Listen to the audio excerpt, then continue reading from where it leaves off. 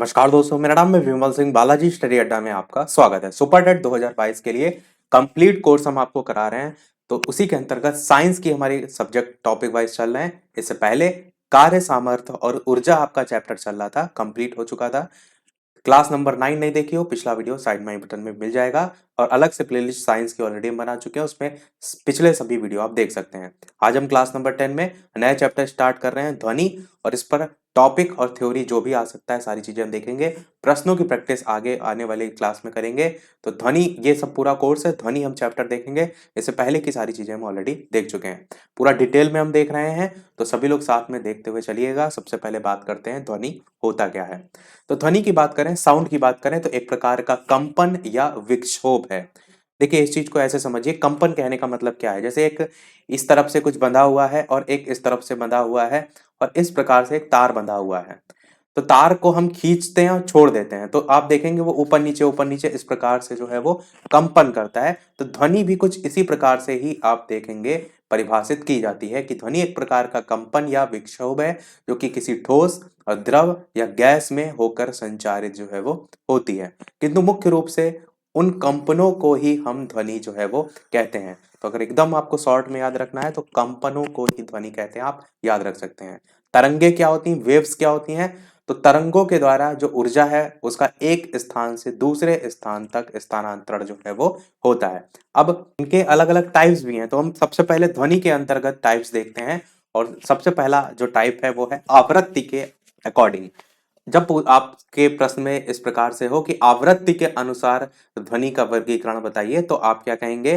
तो अब श्रव्य, पराश्रव्य और श्रव्य, एक एक करके हम इनको समझेंगे।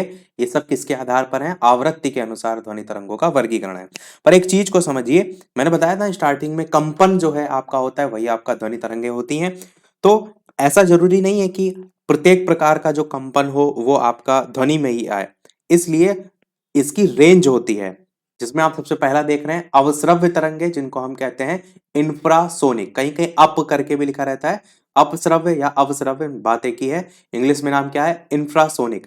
तो वे ध्वनि तरंगे जिनकी आवृत्ति 20 हर्ट्ज से लेकर के कम होती है। 20 हर्ट्ज से लेकर के मतलब, कहने का मतलब उससे कम होती है। आगे हम देखेंगे तो 20 से 20,000 हर्ट्ज और एक उससे ज्यादा, इस तरीके से होती है। तो सबसे पहली अवश्रव्य, जिनकी आवृत्ति 20 हर्ट्ज से लेकर के, इसकी कोई रेंज नहीं है, तो हम क्या कहेंगे, 20 हर्ट्ज से सीधे सीधे कम होती है। और इसी को हम ऐसे भी कह सकते हैं कि 20 हर्ट्ज से नीचे की आवृत्ति वाली जो ध्वनि तरंगे हैं, उनको हम रखते हैं अवश्रव्य तरंगों में।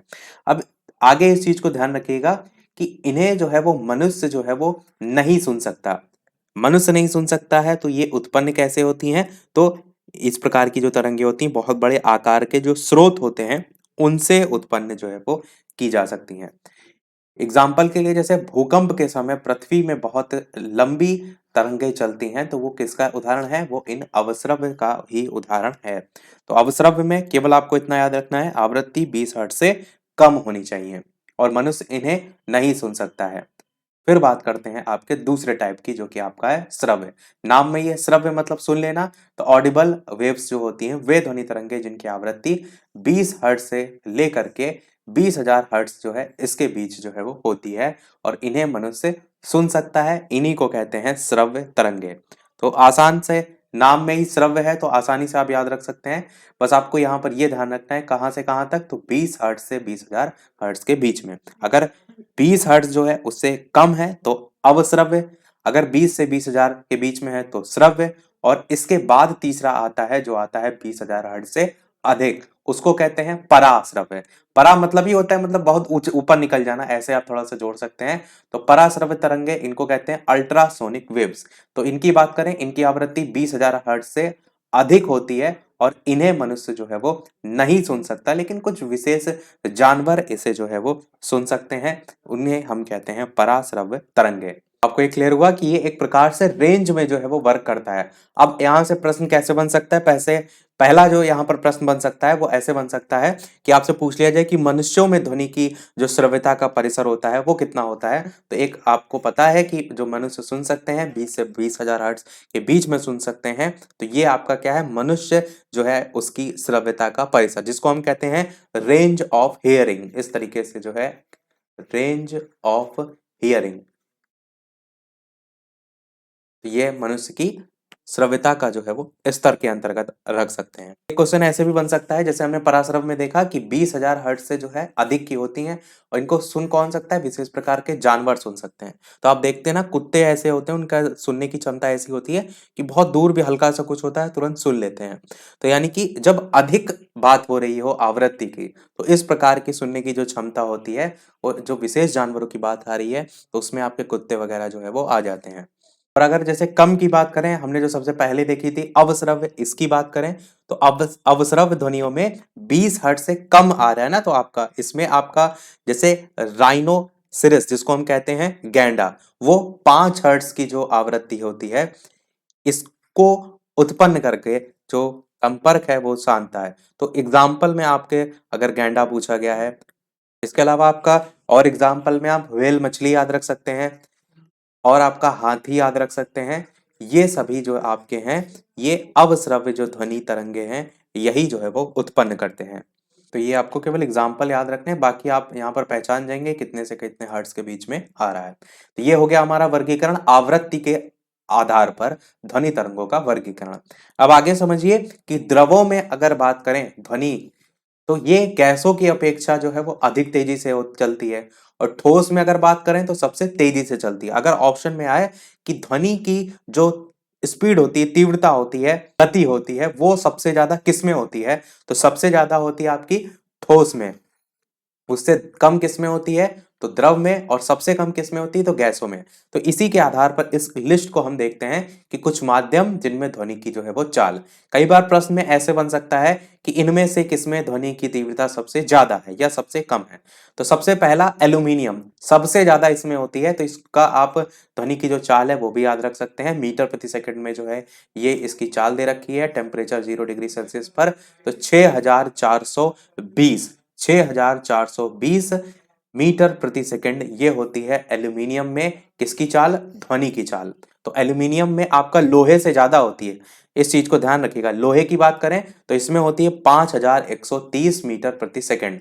तो अगर ऑप्शन में देखिए, आपको पता भी है कि ठोसों में सबसे ज्यादा होती है, और ऑप्शन में एल्यूमिनियम और लोहा दोनों दे दिया जाए, तो कई बार लगता है कि लोहा बहुत ठोस होगा, तो उसी को हम टिक कर लेते हैं। इसीलिए ये आपको पता होना चाहिए कि एल्यूमिनियम में सबसे ज्यादा होती है, उसके बाद दूसरे नंबर पे आपका जो नंबर आ रहा है वो लोहे का आता है। फिर बात करते हैं कांच की, कांच में 5640 मीटर प्रति सेकंड होती है। इसी प्रकार जल की बात करें तो 1493 होती है। इसी प्रकार वायु की बात करें तो वायु वाला आपको अवश्य याद होना चाहिए, क्योंकि बहुत से न्यूमेरिकल में ये डायरेक्ट जो है वो यूज में आता है। तो वायु की 332 मीटर प्रति सेकंड होती है ध्वनि की चाल। तो इतना आपको याद रखना है, इसमें आपको एल्यूमिनियम हर हाल में याद रखना है, और साथ ही साथ वायु तो आपको याद ही रखना है, बाकी बीच के भी आप याद रख सकते हैं, ज्यादा है नहीं। तो ये क्या है, आपको यहां से क्लियर हुआ कि ठोस में अगर आपसे कहा जाए तो ध्वनि की चाल सबसे ज्यादा होगी, और अगर घटते हुए क्रम में आपसे लगाने कहा जाए तो द्रव में उससे कम और गैस में सबसे कम। अब बात करते हैं यांत्रिक तरंगों की। देखिए तरंगे जो हैं वो हमने स्टार्टिंग में देखी थी, उसी में ही मैकेनिकल वेव्स यांत्रिक तरंगे जो हैं इसके टाइप्स अलग से हैं। तो वे तरंगे जो किसी पदार्थिक माध्यम, चाहे ठोस हो, चाहे द्रव हो, चाहे गैस हो, इसमें संचरित होती हैं, उनको हम कहते हैं यांत्रिक तरंगे। इन तरंगों के किसी माध्यम में संचरण के लिए यह आवश्यक है कि माध्यम में प्रत्यास्था होनी चाहिए, और जड़त्व के गुण जो है वो मौजूद होने चाहिए। अब हमने स्टार्टिंग में देखा था, सबसे मैं आपको दिखा भी देता हूं ताकि आपको कंफ्यूजन बिल्कुल भी ना हो, कि आवृत्ति के अनुसार जो है ध्वनि तरंगों का वर्गीकरण। ये हमने जो वर्गीकरण देखा था वो किसके अनुसार है, आवृत्ति के अनुसार। तो इस चीज को जरूर ध्यान रखिएगा कि किस आधार पर जो है आपका वर्गीकरण पूछा गया है। अब यहां पर हम बात करेंगे तरंग या यांत्रिक तरंग, या माध्यम में कणों के कंपन के आधार पर जो है वो प्रकार। जैसे वहां पर आवृत्ति के आधार पर था, यहाँ पर कणों में कंपन के आधार पर वर्गीकरण की बात करेंगे। तो ये दो टाइप के होते हैं। ऑप्शन में यांत्रिक तरंगों के भी आपसे पूछा जा सकता है, और तरंग का भी डायरेक्ट पूछा जा सकता है। तो तरंग के प्रकार कह लीजिए, या यांत्रिक तरंग, या माध्यम में कणों के कंपन के आधार पर। तो सबसे पहला होता है अनुप्रस्थ तरंग, जिनको हम कहते हैं ट्रांसवर्स वेव। ट्रांसवर्स वेव से क्वेश्चन बहुत ज्यादा पूछे जाते हैं, तो थोड़ा ध्यान से समझिएगा कि जिस तरंग में माध्यम के कण तरंग के चलने की दिशा के लंबवत जो है वो कंपन करते हैं, सिंपल सा है, लंबवत कंपन करते हैं, उन्हें हम कहते हैं अनुप्रस्थ तरंगे। तो केवल इसमें क्या याद रखने वाला है आपको, कि कणों की दिशा के लंबवत, क्योंकि जो ये अनुप्रस्थ है, दूसरी जो आपकी अनुदैर्ध्य होती हैं वो आपकी समांतर चलती हैं, ये जो है लंबवत चलती हैं और वो आपकी समांतर चलती हैं। इसमें एक पॉइंट ये लिखा हुआ है, इसको जरूर ध्यान रखिएगा कि प्रकाश तरंगों की जो प्रकृति होती है, आपसे सीधे सीधे पूछा जाता है तो किस प्रकार की होती है, तो अनुप्रस्थ तरंगे जो है उस टाइप की होती हैं। अब इसी में एग्जाम्पल की बात करें, जैसे तालाब आप देखते हैं, उसके जल में आप पत्थर फेंकिए तो अनुप्रस्थ तरंगे उत्पन्न होती हैं। तरंगे एक स्थान से दूसरे स्थान को जाती हुई आपको भी दिखाई भी देती हैं। पत्थर आप फेंकते हैं, देखते हैं लहर टाइप की उठती हुई दिखती है, तो वो अनुप्रस्थ तरंगों के उदाहरण के अंतर्गत आते हैं। अब अनुप्रस्थ तरंगों में ये भी आपको याद रखना है कि जो जल के कण होते हैं वो अपने ही स्थान पर ऊपर नीचे कंपन करते हैं। जब उस क्षण तालाब का जो कुछ भाग होते हैं उनमें जल उठा हुआ होता है तथा कुछ भागों में दबा हुआ होता है, तो उठे हुए भाग को हम क्या कहते हैं, स्रंग के नाम से जानते हैं। ये स्रंग आपका लिखा हुआ है, इसको कहते हैं उठे हुए भाग को, और दबा हुआ जो भाग होता है उसको गर्त कहते हैं। तो इसी से संबंधित होता है आपका तरंग दैर्ध्य। देखिए तरंग दैर्ध्य वेवलेंथ को हम अलग से भी देखेंगे, डिटेल में समझेंगे, पर इसी के साथ को समझ लीजिए कि एक गर्त से अगले गर्त अथवा एक सुरंग से अगले सुरंग तक की जो दूरी होती है उसको हम कहते हैं तरंग दैर्ध्य के नाम से। अभी मैंने कहा आगे हम इसको अलग से समझेंगे, क्योंकि ये अपने आप में अलग सा टॉपिक है, इसमें फॉर्मूले हैं, इस पर क्वेश्चन भी पूछ लिए जाते हैं। तो आपने ये समझा कि क्या होता है आपका अनुप्रस्थ तरंगे। केवल आपको ध्यान क्या रखना है, सबसे पहली पॉइंट कि तरंग के चलने की दिशा के लंबवत कंपन करते हैं। दूसरा पॉइंट कि प्रकाश तरंगों की प्रकृति इसी में आती है अनुप्रस्थ तरंगों में। और तीसरा पॉइंट कि तालाब के जल में आप पत्थर फेंकते हैं तो ये एग्जाम्पल जो है इसमें आपका अनुप्रस्थ में आ जाता है। इस चीज को और ध्यान रखिएगा कि अनुप्रस्थ तरंगे केवल ठोस में उत्पन्न की जा सकती हैं, जिनमें दृढ़ता होती है। द्रवों में अनुप्रस्थ तरंगे उनके भीतर जो है वो नहीं बन सकती, केवल उनके तल पर बन सकती हैं। तो आपको क्या याद रखना है इस पॉइंट को कि अनुप्रस्थ तरंगे केवल ठोस में उत्पन्न जो है वो की जा सकती हैं। इस पॉइंट को जरूर ध्यान रखिएगा, यहां से क्वेश्चन आपसे पूछा जा सकता है। अनुप्रस्थ आपका हुआ, जिसको हम इंग्लिश में क्या कहते हैं, इस चीज को भी ध्यान रखिएगा, ट्रांसवर्स वेव। अब दूसरे की बात करते हैं, जो दूसरा आपका है अनुदैर्ध्य तरंगे, जिनको हम क्या कहते हैं, लॉन्गिट्यूडनल वेव। लॉन्गिट्यूडनल वेव जिस तरंग में माध्यम की कण तरंग के चलने की दिशा के अनुदिश होता है, यही चीज मैंने कहा था, उसमें क्या था, लंबवत होता है, इसमें जो है उसी की दिशा जो है उसके अनुदिश होता है, या आप इसी को ऐसे भी कह सकते हैं कि दिशा के जो है वो समांतर होता है। मतलब कहने का वही है, दिशा के समांतर होता है, इसमें समांतर होता है, उसमें लंबवत होता है। तो उस तरंग को क्या कहते हैं, अनुदैर्ध्य तरंग कहते हैं। जैसे आपका वायु में जो ध्वनि है वो सदैव आपका अनुदैर्ध्य तरंगों के रूप में होती है। इस पॉइंट को ध्यान रखिएगा। जैसे हमने वहां प्रकाश देखा था, प्रकाश में आपका पूछा जाएगा तो अनुप्रस्थ तरंगों की प्रकृति उसमें आती है। ध्वनि की बात होगी तो आपका अनुदैर्ध्य तरंगों में आ जाएगा। तो वायु में ध्वनि सदैव अनुदैर्ध्य तरंगों के रूप में चलती है।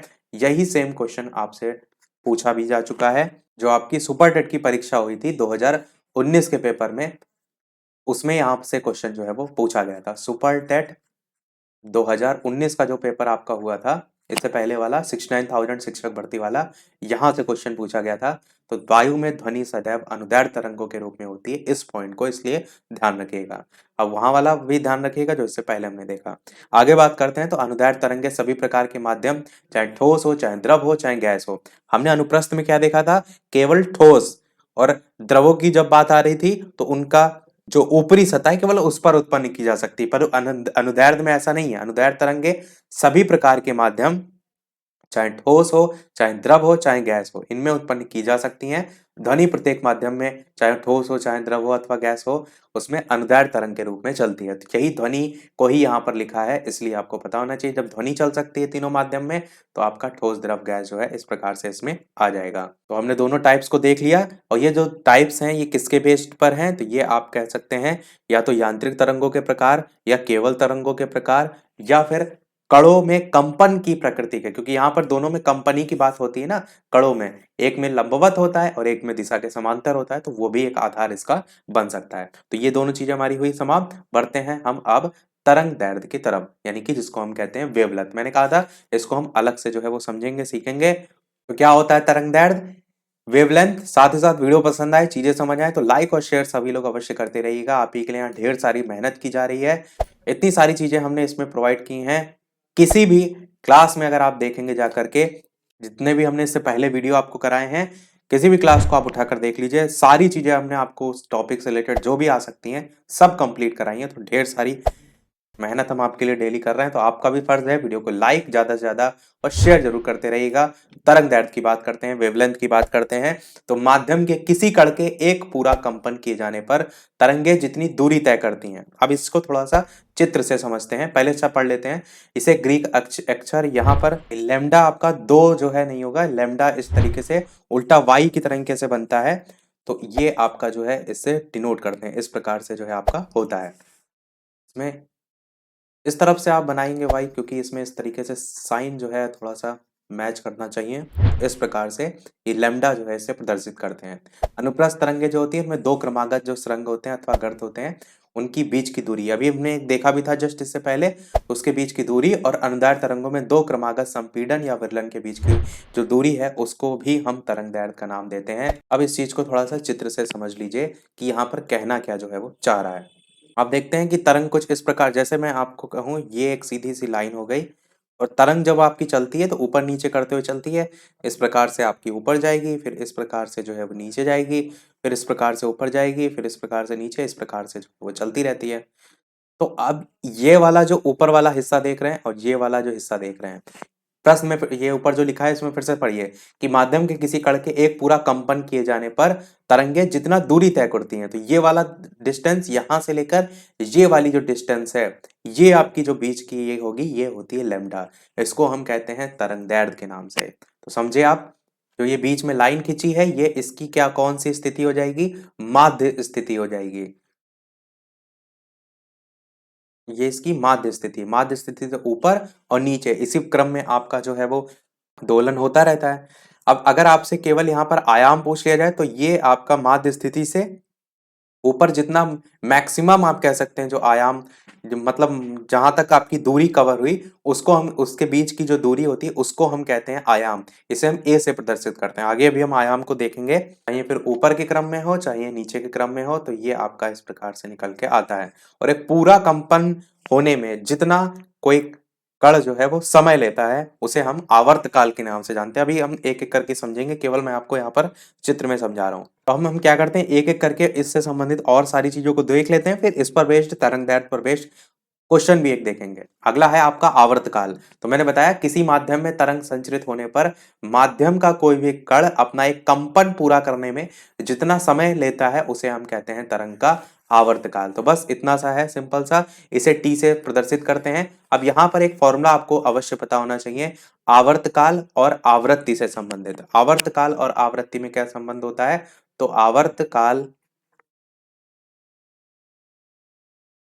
इसको हम टी से प्रदर्शित करते हैं, क्योंकि ये आपका होता है ना, आवर्तकाल मतलब होता है टाइम पीरियड, तो इसीलिए हम इसे टी से प्रदर्शित करते हैं। और जो आवृत्ति होती है उसको भी हम किससे प्रदर्शित करते हैं, तो ये जो आवृत्ति है इसे हम एन से भी प्रदर्शित करते हैं और एफ से भी प्रदर्शित करते हैं। पहले हम आवृत्ति और आवर्तकाल में संबंध को देखेंगे, या ऐसा हम करते हैं आवृत्ति को भी साथ में देख लेते हैं, फिर दोनों में संबंध को देखेंगे। तो आवृत्ति क्या होता है, किसी माध्यम में तरंग संचरित होने पर माध्यम का कोई भी कण एक सेकंड में जितने कंपन करता है। आवृत्ति मतलब क्या होता है, फ्रीक्वेंसी होता है। फ्रीक्वेंसी हम किसी कहते हैं ना कि कैसे फ्रीक्वेंसी हम देख रहे हैं, तो बार बार वही चीज कितनी बार रिपीट हो रही है उस संदर्भ में। तो इस प्रकार से हमारा क्या होता है, फ्रीक्वेंसी, कोई माध्यम में तरंग संचरित होने पर माध्यम का कोई भी कण एक सेकंड में जितने कंपन करता है उसे कहते हैं, उस जो संख्या है उसका तरंग की आवृत्ति। मात्रक इसका क्या होता है, मात्रक हर जगह आपको हर्ट्ज देखने को मिलता है, पर कहीं कहीं सेकंड की पावर -1 ये भी देखने को मिलता है। सेकंड की पावर माइनस का 1 का मतलब है कि 1/सेकंड के फॉर्म में भी देखने को मिल सकता है, पर आपको हर जगह हर्ट्ज देखने को मिलता है। तो ये जरूर ध्यान रखिएगा, ये आपका इंपॉर्टेंट है, इसका मात्रक हर्ट्ज जो है वो होता है। फिर मैंने बताया इसे एन से प्रदर्शित करते हैं, एन से भी प्रदर्शित करते हैं। कहीं कहीं आवृत्ति को हम फ्रीक्वेंसी लिखते हैं तो कहीं कहीं एफ भी लिखा रहता है, एन भी आपका लिखा रहता है। ये चीज हो गई। अब दोनों में संबंध को जो है समझिए कि आवृत्ति और आवर्तकाल में क्या संबंध होता है। तो आवृत्ति बराबर 1 आवर्तकाल आपका होता है। इस पर बेस्ड आपसे क्वेश्चन आ सकता है, तो ये आपको पता होना चाहिए। यहाँ पर अगर आवर्तकाल पूछा जाएगा, आवृत्ति दी होगी तब भी आप निकाल सकते हैं, और आवर्तकाल दिया होगा आवृत्ति भी आप निकाल सकते हैं। जैसे अगर एक क्वेश्चन की बात करते हैं, इसी पर बेस्ड देख लेते हैं। जैसे प्रश्न में आपसे कह दिया जाए कि कोई आवृत्ति है कोई वस्तु है वो आपका 2 हर्ट्ज पर जो है कंपन कर रही है, तो आपसे अगर पूछा जाए कि जो ध्वनि जो है उसका आवर्तकाल जो है वो क्या होगा। अब आपको ये पता है कि जो आपका हर्ट्ज है ये किसका मात्रक होता है, हमने अभी बताया था ये आवृत्ति का मात्रक होता है। ऊपर देख भी लीजिए, या ऊपर आवृत्ति लिखा हुआ है, इसका मात्रक क्या होता है, हर्ट्ज होता है। तो इससे आप इसे पहचान जाएंगे कि ये प्रश्न में आवृत्ति दे रखी है। तो आवृत्ति जो है वो आपको दे रखी है कितनी, 2 हर्ट्ज की।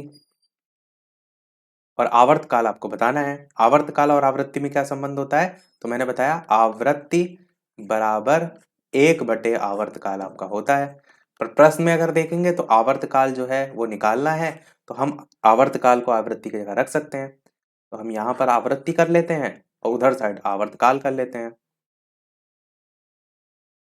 ये वैसे बहुत बेसिक सी चीजें हैं, पर कुछ ऐसे भी छात्र होंगे जिनको एक एक पॉइंट समझना जरूरी है, इसलिए हम इतना डिटेल में बता रहे हैं। तो अब यहाँ पर 2 हर्ट्ज जो मान दे रखा है हम डायरेक्ट यहाँ पर रख लेते हैं। तो यहाँ पर अगर आप 2 हर्ट्ज का मान रख देंगे तो 1/2 होगा। 1/2 कितना होता है, तो 1/2 आधा होता है, आधा मतलब 0.5 होता है। 0.5 सेकेंड आपका आंसर यहाँ से आ जाएगा। तो कहने का मतलब है इस प्रकार से आपसे वैल्यू दे रखी होगी, आपको प्रश्न करना होगा। जैसे हमने एक क्वेश्चन ये देखा, वैसे एक क्वेश्चन आपको यहाँ पर तरंगदैर्घ्य से संबंधित भी जो है वो समझना है। तरंगदैर्घ्य से क्वेश्चन आ सकता है बिल्कुल।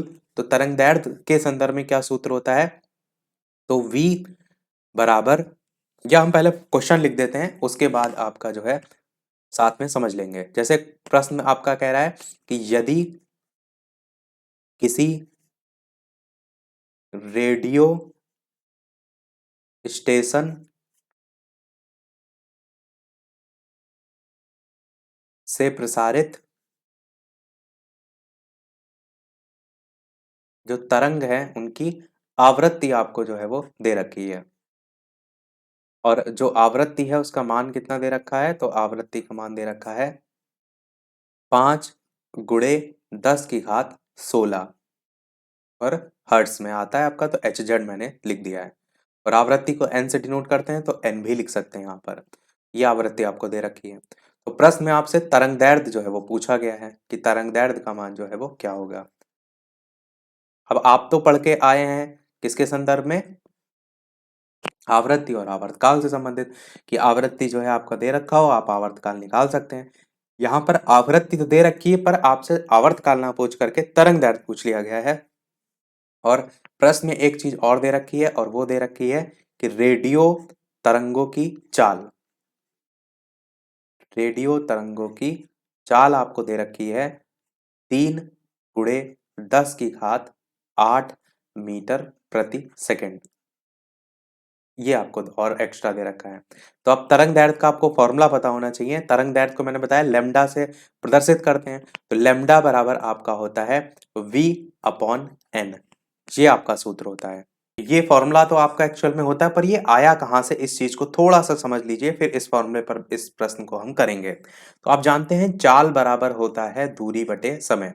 चाल बराबर आप जानते हैं क्या होता है, दूरी बटे समय। पर अगर इस तरंगदैर्घ्य के संदर्भ में बात करें, तो जो भी आपका माध्यम का कण है उसमें आपको मैंने बताया था ना कि ऊपर नीचे इस प्रकार से चल रहा है, तो इनके बीच की जो दूरी होती है जिसको हम क्या कहते हैं, सुरंग और गर्त। तो सुरंग और गर्त, या इसको कह सकते हैं संपीड़न और विरलन, इनके बीच की जो दूरी होती है उसको हम क्या कहते हैं, उसको हम कहते हैं तरंगदैर्घ्य। तो इसकी जगह जो दूरी है इसकी जगह हम क्या रखते हैं, तरंगदैर्घ्य रखते हैं। जब इसी सूत्र से आप जो है कंपैरिजन करेंगे। और जो समय होता है, इसमें ही जितना समय लग रहा है उसको हमने क्या कहा था, आवर्तकाल के नाम से जाना जाता है। तो समय को ही क्या रख दिया गया, आवर्तकाल के नाम से। इसी से ही आप देखेंगे जो है वो सूत्र आपका पूरा बना है। तो जो तरंगदैर्घ्य है वो आपका लैम्ब्डा है। अब तरंगदैर्घ्य को निकालना होगा, तो इस जब वेग से कंपैरिजन करेंगे तो ये आपका चाल की जगह वेग आएगा, और ये होगा ध्वनि तरंगों का वेग। तो क्वेश्चन एक ऐसे भी आता है कि ध्वनि तरंगों का वेग और तरंगदैर्घ्य में जो संबंध है उसका सूत्र बताइए, या और इस प्रकार से आप उसे जो है वो बनाएंगे। या आपके प्रश्न में ऑप्शन में आवर्तकाल समय दे रखा होगा, तो इस प्रकार से सूत्र को आप जो है वो बदलेंगे। तो आपको समझ में आया कि कैसे प्रश्न में क्या पूछा गया उसके अकॉर्डिंग जो है चीजों को बदला जाता है। अब यहाँ पर प्रश्न में वापस से लौटते हैं, तो लैम्डा बराबर होता है v अपॉन एन। v जो है वो आपका क्या हो जाएगा, जो प्रश्न में चाल दे रखी ना रेडियो तरंगों की चाल, तो v की जगह हम वो रख देंगे। तो चाल आपकी दे रखी 3 × 10 की घात जो है वो 8, और n जो है ये आपका क्या है, ये आवृत्ति है, 5 × 10 की घात जो है वो 16। तो इस प्रकार से इसे आप सॉल्व करेंगे, तो यहाँ से आपका लैम्डा का मान यानी कि तरंग दैर्ध्य का निकल के आएगा। इसे अगर आप सॉल्व करेंगे तो यहाँ पर देखिए 3 है और यहाँ पर 5 है, तो आप 5 और 3 को कैसे काटेंगे, आप ये कर सकते हैं कि 10 की घात जो 8 लिखी हुई है, हम इसे 10 की घात को एक कम कर लेते हैं 7, और जो एक कम किया 10 हमने यहाँ से निकाला है, उस इस जीरो को जो है हम इस 30 में लगा देते हैं। ऐसा हमने क्यों किया, ताकि हम इस 5 से काट सकें। अभी इसमें कुछ बदलाव नहीं हुआ है, 30 × 10 की घात 7 हम लिख सकते हैं। अब 5 से अगर काटेंगे तो 5 6 जा 30 होता है आपका, तो आपका क्या निकल के आएगा, 6 × 10 की घात 7 और बटे में आपका 10 की घात जो है वो आपका 16। अब नीचे वाली जो घात है ऊपर जाएगी तो माइनस में हो जाएगी, तो ऊपर 7 ऑलरेडी है, तो 7 में से 16 घटाएंगे तो माइनस में वैल्यू आएगी, पर माइनस में कितनी आएगी, तो 10 की 6 तो आपका रहेगा ही रहेगा, 6 × 10 की घात माइनस में 9 आएगी, और यही आपका आंसर मीटर में जो है वो सही हो जाएगा। इस प्रकार से आप प्रश्नों को करते हैं। बाकी यहाँ पर जो फॉर्मूला में लिखा था, ये v क्या है, ये आपका वेग है, n क्या है, ये आपका आवृत्ति है, और आपका जो लैम्डा है वो क्या है, आपका तरंग दैर्ध्य है। तो इसमें संबंध क्या होता है, वेग बराबर आवृत्ति गुणे तरंग दैर्ध्य, ये संबंध होता है। अब यहाँ पर जैसे तरंग दैर्ध्य निकालना था, तो हमने तरंग दैर्ध्य को एक तरफ कर लिया, और वेग के नीचे जो है आपका बटे में जो है आवृत्ति को ले गए। तो एक्चुअल जो फॉर्मूला होता है वो आपका क्या होता है, तरंग का वेग का जो वेग होता है, तरंग का वेग बराबर आवृत्ति गुणे तरंग दैर्ध्य, ये आपका सूत्र होता है। इसको जरूर याद रखिएगा, अगर कोई सूत्र आएगा यानी कि कोई प्रश्न आएगा तो आप कर पाएंगे। तरंग का जो वेग है इसको v से डिनोट करते हैं, आवृत्ति को n से करते हैं, और तरंग दैर्ध्य को लैम्डा से करते हैं। तो इस प्रकार से आप इसको याद रखिएगा। अब एक चीज और हम समझ लेते हैं, यहाँ पर आपने देखा था कि तरंग दैर्ध्य में हमने ऊपर पढ़ा था कि अनुप्रस्थ तरंगों में दो क्रमागत स्रंग और गर्त, इनके बीच की दूरी, और अनुदैर्ध्य तरंगों में दो क्रमागत संपीड़न और विकिरण के बीच की दूरी, इसको तरंग दैर्ध्य कहते हैं। तो ये स्रंग गर्त होता क्या है, तो इसको हम एक चित्र के माध्यम से जो है वो समझेंगे। ये आपका जो है वो चित्र है। अब वेवलेंथ आपको पता है किसको कहते हैं, तरंग दैर्ध्य को। तो मैंने बताया कि जब इस प्रकार से कोई कण जो है कंपन कर रहा है ऊपर नीचे, तो नीचे वाला जो हिस्सा जहां तक वो नीचे जा रहा है वो कहलाता है गर्त। गर्त हम बोलते हैं नीचे वाले हिस्से को, और जब इस प्रकार से जितनी ऊंचाई प्राप्त करता है उसे हम कहते हैं स्रंग। तो हमने बताया कि स्रंग और गर्त यही यहाँ पर कि जब अनुप्रस्थ तरंगों की बात होती है तो इस प्रकार से चलती है, क्योंकि अनुप्रस्थ तरंगों में मैंने बताया कि जो कंपन होता है उनकी दिशा के लंबवत होता है, माध्यम के कणों के कंपन करने की दिशा के लंबवत। तो उसमें ही आपका दो क्रमागत स्रंग और गर्त, तो स्रंग और गर्त इनके बीच जो है जो दूरी होती है, जैसे यहाँ पर सुरंग है तो यहाँ पर भी आपका सुरंग होगा, तो इसके बीच का जो आप देख रहे हैं डिस्टेंस वेवलेंथ हो जाएगी। ऐसे गर्त आगे जाके और गर्त बनेगा, तो उनके बीच का जो डिफरेंस है वो आपका क्या हो जाएगा, वेवलेंथ हो जाएगा। यही चीज मैंने अभी आपको चित्र के माध्यम से समझाई थी। दूसरी चीज मैंने ये आपको बताई वो थी आपकी आवृत्ति, जिसको हमने समझ लिया, आवृत्ति नहीं आवर्तकाल को समझ लिया और आवृत्ति को समझ लिया। अब बढ़ते हैं आगे आयाम पर। आयाम क्या होता है, तो किसी माध्यम में तरंग संचरित होने पर माध्यम का कंपन करता हुआ कोई भी कण अपनी साम्यावस्था के दोनों ओर जितना अधिक से अधिक विस्थापित होता है। यही चीज मैंने आपको चित्र के माध्यम से समझाई थी। इसी चित्र को यहाँ पर भी देखिए, जैसे ये आपका कण इस प्रकार से कंपन करना है तो मैक्सिमम ये ऊपर कितना जा सकता है ये हमको देखना होता है। जैसे ये है इस प्रकार से जा रहा है, फिर नीचे आ रहा है, फिर ये आ रहा है, तो ऊपर मैक्सिमम या नीचे मैक्सिमम कितना जा रहा है उस चीज पर फोकस करना होता है। किसी माध्यम में तरंग संचरित होने पर माध्यम का कंपन करता हुआ कोई भी कण अपनी साम्यावस्था के दोनों ओर, अगर इसकी ये सेंटर वाली लाइन आप देखेंगे तो ये साम्यावस्था है, इसके दोनों ओर जितना अधिक से अधिक वो विस्थापित होता है उस दूरी को हम कहते हैं तरंग का आयाम। तो इस चित्र में अगर आप दर्शाना चाहें तो कैसे दर्शाएंगे, ये वाली जो लेंथ होगी इसे हम दर्शाएंगे ए से, क्योंकि इसे ए से प्रदर्शित करते हैं। ए क्या होता है, ए आपका होता है एम्पलीट्यूड। क्या होता है, A M P L I T U D E, amplitude हम इसे कहते हैं। क्लियर हुआ आपको आयाम, क्लियर हुआ आपको तरंग दैर्ध्य, आवर्तकाल, आवृत्ति, सारी चीजें हमने समझी। अब हम बढ़ते हैं हमारे लास्ट टॉपिक की तरफ, जो कि आपका है तीव्रता या इंटेंसिटी या लाउडनेस। क्या होता है तीव्रता, इसी का ही लास्ट टॉपिक है, और ये सारी चीजें खत्म होंगी। अगली वाली क्लास में हम देखेंगे इस पर बेस्ड क्वेश्चन, और एक दो न्यूमेरिकल भी साथ में ही रखेंगे। तो इंटेंसिटी की बात करते हैं तो तीव्रता जो है ध्वनि का वो लक्षण होता है जिसमें ध्वनि धीमी, मंद अथवा तीव्र प्रबल सुनाई देती है। ध्वनि की तीव्रता एक भौतिक राशि है, इसे हम नाप भी सकते हैं। तो ये आपको पता होना चाहिए कि तीव्रता होता क्या है। अब ध्वनि तीव्रता और स्रोत की बात करें, अगर डेसिबल में बात करें तो ध्वनि के स्रोत तीव्रता में, जैसे साधारण बातचीत की जो आप आपसे पूछा जाए कि क्या होता है डेसिबल में तीव्रता, तो ये साधारण जो बातचीत होती है ये 30 से 40 डेसिबल जो है वो होता है। इस तरह डायरेक्ट आपको ऑप्शन में दिया जाता है। अगर आप जोर से बातचीत कर रहे हैं तो ये आपका 50 से 60 डेसिबल जो है वो होता है। जो डेसिबल होता है ना, ये आपका मात्रक होता है। जो भी हम ध्वनि नापते हैं बोलते हैं इतने डेसिबल में। ऐसे ट्रक और ट्रैक्टर की बात करें तो ये लगभग 90 से 100 जो है डेसिबल के बीच में होता है। ऑर्केस्ट्रा वगैरह में जो अगर आप देखेंगे तो ये आपका 100 डेसिबल के आसपास होता है। वैद्युत मोटर की बात करें तो ये 110 डेसिबल होता है। मोटरसाइकिल की बात करें तो ये भी आपका 110 डेसिबल होता है। सायरन की बात करें तो ये आपका 110 से 120 के बीच में जो है वो होता है। उसके बाद जेट विमान की बात करें तो ये 140 से 150 तक होता है। ये क्वेश्चन शायद कहीं पूछा भी गया था। मशीन गन जो है वो 170 होता है और मिसाइल जो है आपका 180 होता है। तो इस प्रकार से आप अलग-अलग डेसिबल स्तर जो है इसको ध्यान रख सकते हैं। ध्वनि से ही संबंधित एक और टर्म सबसे ज्यादा पूछा जाता है, वो आपका है तारत्व। तारत्व को ही हम क्या कहते हैं? पिच कहते हैं। तारत्व को क्या कहते हैं? पिच कहते हैं। PITCH। पिच होता क्या है? पिच होता है कि ध्वनि का तारत्व उसकी सबसे पहला क्वेश्चन अच्छा ये आता है, क्या ध्वनि का जो तारत्व होता है किस पर डिपेंड करता है? तो उसकी आवृत्ति पर निर्भर करता है। इस चीज को एकदम रट कर रखिएगा, दिमाग में बैठा कर रखिएगा। यहां से क्वेश्चन आता है। आपको प्रश्न में आवृत्ति, आयाम ऐसे करके ऑप्शन दिए जाएंगे। ध्वनि की आवृत्ति जितनी ज्यादा होगी उसका जो तारत्व होगा उतना ही ऊंचा होगा। जैसे आप देखते हैं कि पुरुषों की ध्वनि होती है प्रायः मोटी और स्त्रियों और बच्चों की ध्वनि पतली होती है।